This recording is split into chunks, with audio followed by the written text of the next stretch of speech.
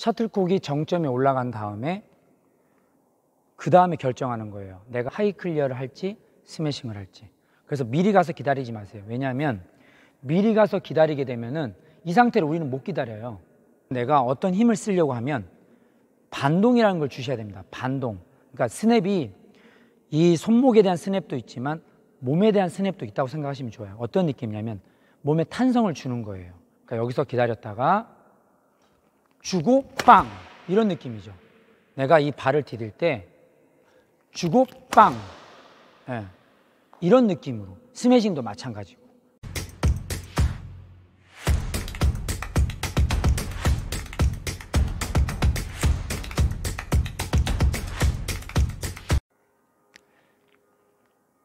안녕하세요. 민턴 닥터 이사부입니다. 지난 시간에 제가 배드민턴 연습을 어떻게 하는지에 대해서 말씀을 드렸고, 중요하게 말씀드렸던 것이 셔틀콕이 날아올 때 이 셔틀콕의 속도와 자신의 몸의 그 리듬, 그러니까 박자를 맞추는 거에 대해서 말씀을 드렸어요. 그래서 셔틀콕이 날아올 때 라켓 헤드의 움직임을 맞출 수 있으면 사실 우리가 급하지 않거든요. 그런데 그걸 못 맞추면 너무 급한 거예요. 셔틀콕이 날아오는 모습을 보면 셔틀콕이 뒤쪽으로 넘어갈 것 같고, 왠지 내가 밀릴 것 같고, 그리고 왠지 공을 칠 때 약할 것 같고, 이런 생각이 막 들잖아요. 상대가 스매시를 하는 상황이 아니면 클리어는 생각보다 빠르지 않아요. 느립니다. 그래서 셔틀콕이 뜨면 언제 내가 움직여야 되는지 이 부분에 대해서 말씀을 드리고, 움직일 때 이 정도 타이밍에 내가 움직여서 하이 클리어를 치고 스매싱을 때리는 거, 언제 움직이면 되는지에 대해서 말씀드리려고 하고요. 그게 잘 되면 생각보다 여유 있게 공을 칠 수 있습니다. 한번 지금 해볼게요. 셔틀콕이 이렇게 날아올 때 라켓으로 받는 연습을 해야 된다고 말씀드렸잖아요. 이렇게 라켓 헤드가 셔틀콕을 따라가서 이런 식으로 받는 연습을 하셨다고 하면은 아마 클리어를 칠 때 이렇게 치실 것 같아요. 자, 셔틀이 날아오면 이런 느낌이죠. 셔틀이 날아올 때 라켓 헤드가 셔틀콕과 같이 이렇게 움직여서 치는 느낌. 그래서 셔틀콕이 박자를 맞추게 되면 이런 모습이죠. 이런 느낌이요. 이 셔틀콕이 날아와서 자신한테 도달을 하고 셔틀콕이 언제쯤 떨어지고 어디까지 날아갈지에 대해서 본인이 이걸 알게 되면 이런 느낌으로 할 수 있어요. 셔틀콕이 언제 떨어질지 알기 때문에 내 라켓의 스윙의 스피드와 셔틀콕이 떨어지는 박자를 맞추니까 이렇게 여유 있는 모습이 되고, 만약에 이걸 모른다고 하면 공이 뜨자마자 이런 모습일 거예요.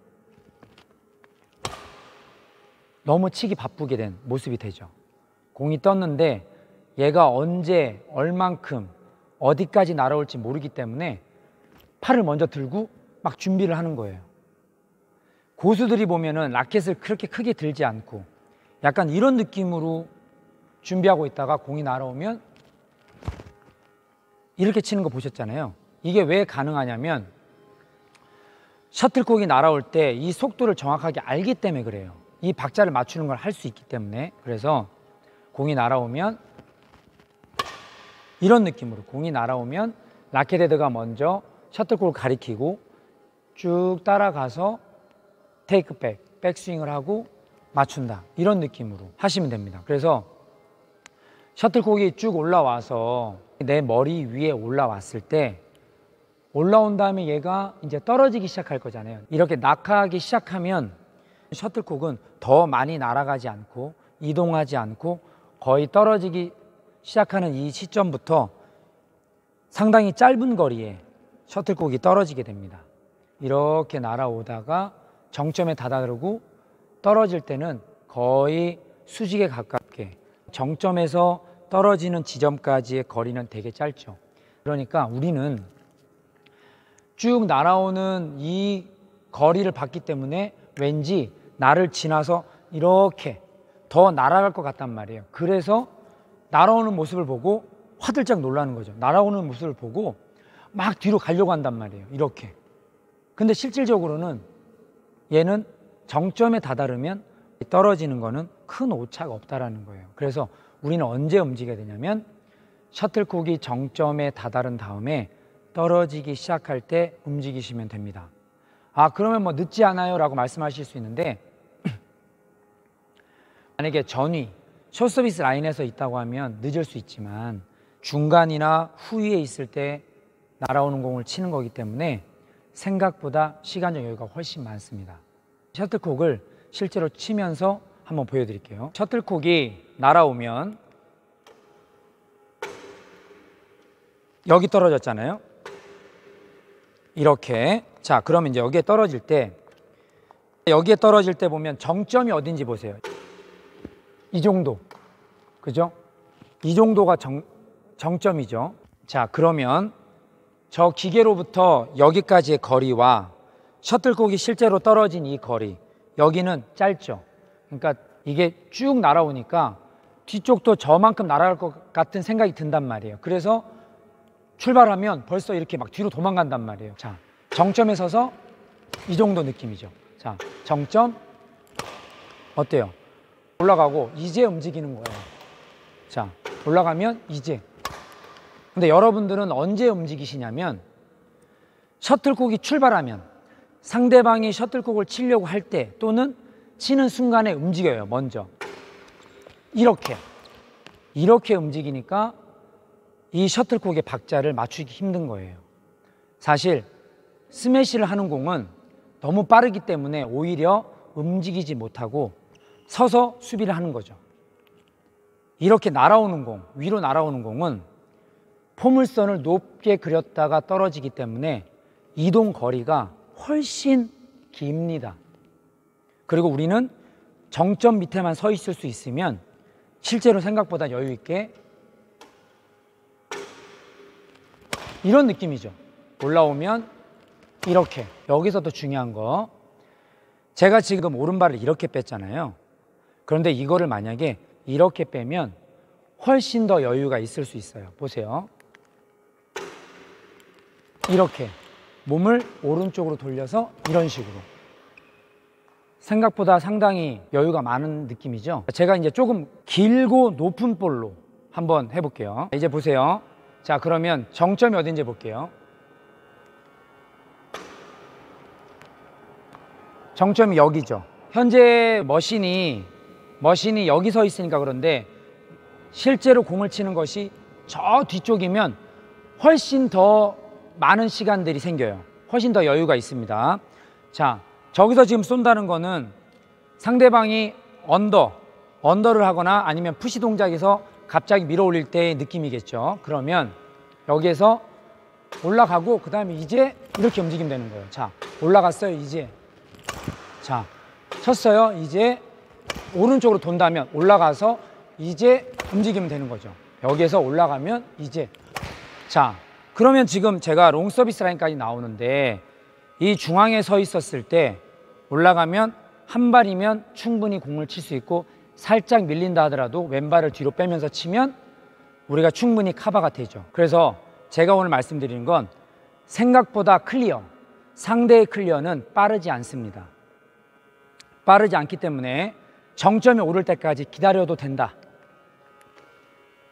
기다렸다가 한 발, 기다렸다가 한 발이에요. 그러니까 여기까지 있어도 한 발, 여기까지 있어도 이 정도의 느낌이면 충분하거든요.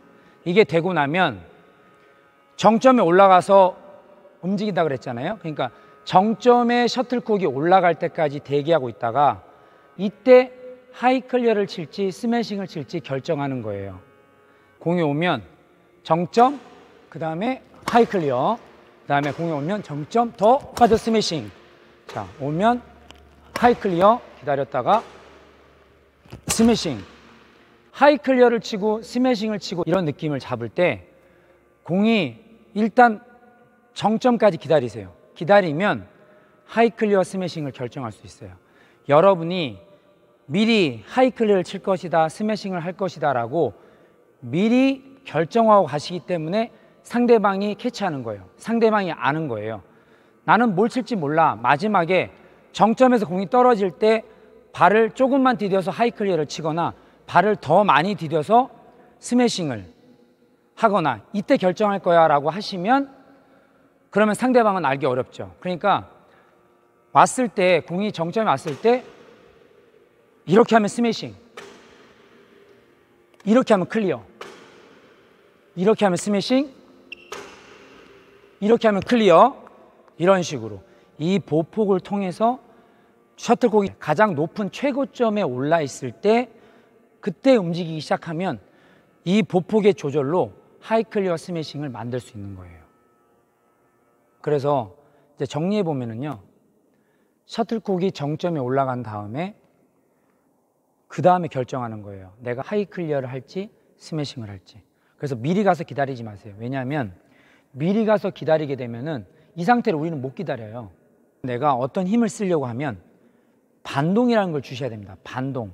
그러니까 스냅이 이 손목에 대한 스냅도 있지만 몸에 대한 스냅도 있다고 생각하시면 좋아요. 어떤 느낌이냐면 몸에 탄성을 주는 거예요. 그러니까 여기서 기다렸다가 주고 빵! 이런 느낌이죠. 내가 이 발을 디딜 때 주고 빵! 네. 이런 느낌으로. 스매싱도 마찬가지고. 근데 많은 분들이 먼저 가세요. 먼저 가서 이렇게 하신단 말이에요. 그냥 막 라켓만 들고 먼저 가셔가지고 이렇게 기다리고 계신단 말이에요. 그럼 여기에서 공이 날아오는데 이게 내가 먼저 갔기 때문에 하이클리어 타점에 떨어질지 아니면 스매싱 타점에 떨어질지는 사실 정확하지 않을 수 있어요. 내가 먼저 갔으니까. 그런데 내가 가면서 내가 하이클리어를 칠 거면 보폭은 이만큼, 스매싱을 할 거면 보폭은 이만큼 가시면서 이거를 정하셔야 된다는 거예요. 미리 가서 내가 이렇게 팔 들고 이렇게 서 있었는데 나 스매싱을 하고 싶다고 내가 이렇게 서 있었는데 정확하게 여기 딱 떨어진다? 쉽지 않죠. 이거는 레슨할 때만 가능한 거예요. 레슨할 때는 오늘 우리가 스매싱 연습을 하겠습니다 라고 했으니까 코치님이 공을 이렇게 스매싱 때리기 좋게 주겠죠. 그리고 자신도 스매싱 때릴 줄 아니까 미리 가서 이렇게 서 있어도 딱 스매싱 타점에 와요. 그런데 시합에서는 그렇게 안 된단 말이에요. 그래서 레슨을 받을 때는 잘하는 것처럼 느껴져도 시합에만 들어가면 그렇게 스매싱이 안 되고 클리어가 밀리는 거예요. 자, 그러면 우리는 어떻게 기다려야 합니다. 기다려서 보면 하이클리어 치고 보면 스매싱 이렇게 내가 타점을 만드셔야 돼요. 뭘로? 이 발로. 정점까지 기다렸다가 내 정점을 지나가는 시점에 자신과 몸과 같이 따라가면서 발이 더 갈 거냐 덜 갈 거냐를 정하시고 덜 가서 하이클리어를 치든 아니면 더 가서 스매싱을 하든 이렇게 만드시는 게 중요합니다. 그래서 오늘 말씀드린 거는 셔틀콕이 특히 클리어로 날아오는 셔틀콕은 여러분이 생각하시는 것보다 훨씬 느리다라는 게 얘기예요. 그래서 느리기 때문에 기다리셔야 된다는 거예요. 체육관에 가보셔서 한번 기다려 보세요. 내려오기 시작할 때부터 움직여 보시면 충분히 아마 되실 것 같아요. 서두르면 서두를수록 내가 빨리 움직이면 움직일수록 상대방한테 당하기 쉽고 오히려 더 안 될 수 있어요. 그래서 더 기다려 보셨으면 좋겠습니다. 여기까지 하겠습니다. 고맙습니다.